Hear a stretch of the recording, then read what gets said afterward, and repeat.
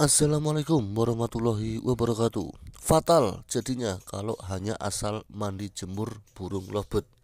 Nah, ini lovebird mania dan teman-teman semua, memandikan lovebird memang membutuhkan cara yang tepat agar lovebird peliharaan kita tetap memiliki badan yang sehat.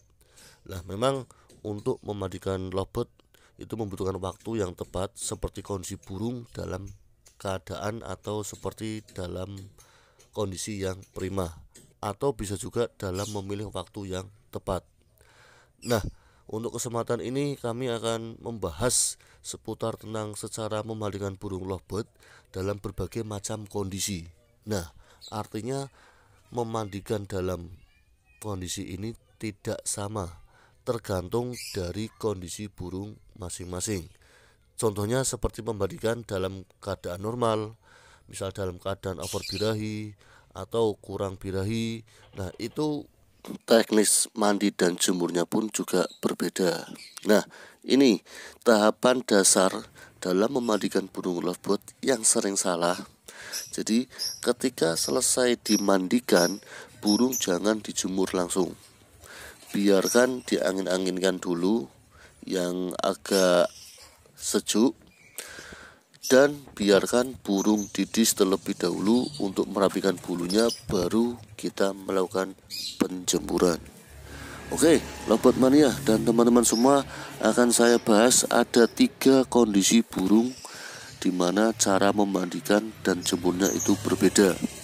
Yang pertama, saat kondisi over birahi. Nah, saat over birahi bagaimana cara memandikan dan jemurnya? Nah, untuk kondisi over birahi, jadi untuk posisi mandi itu lebih sering. Bisa dikatakan dalam satu hari itu 1-3 kali.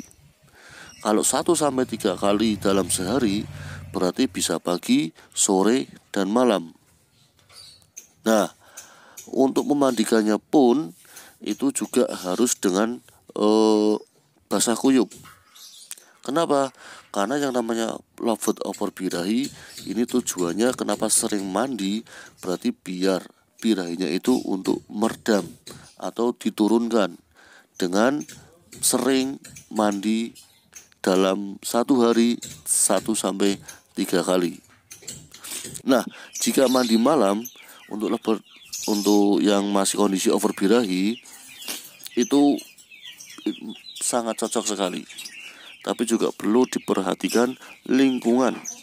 Artinya lingkungan itu saat malam tidak hujan atau saat malam itu tidak ada angin yang kencang.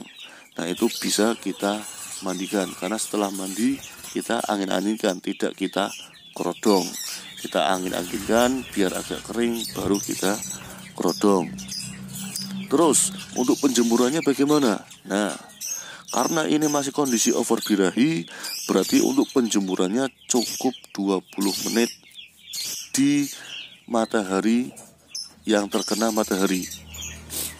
Artinya tidak begitu lama. Saat penjemurannya kelihatan sudah mulai kering, kita langsung ambil dari tempat penjemuran, berarti cukup 20 menit. Nah, itu lovebird mania untuk yang kondisi over birahi. Terus yang berikutnya dengan kondisi gestang. Nah, untuk kondisi gestang ini untuk proses mandinya itu harus basah kuyup. Kenapa?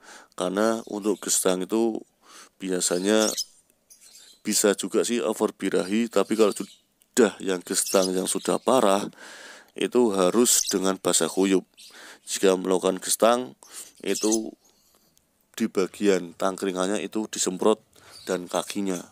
Jadi kalau semisal gestang biasanya di bagian tangkringannya atau bahkan tangkringannya itu diambil, terus di bagian kakinya biar licin, biar tidak melakukan gestang.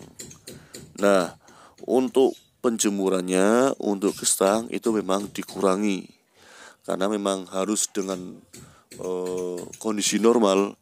Berarti paling tidak untuk penjemuran harus dikurangi. Kenapa? Karena kalau penjemuran yang terlalu lama itu justru akan mengakibatkan naiknya birahi.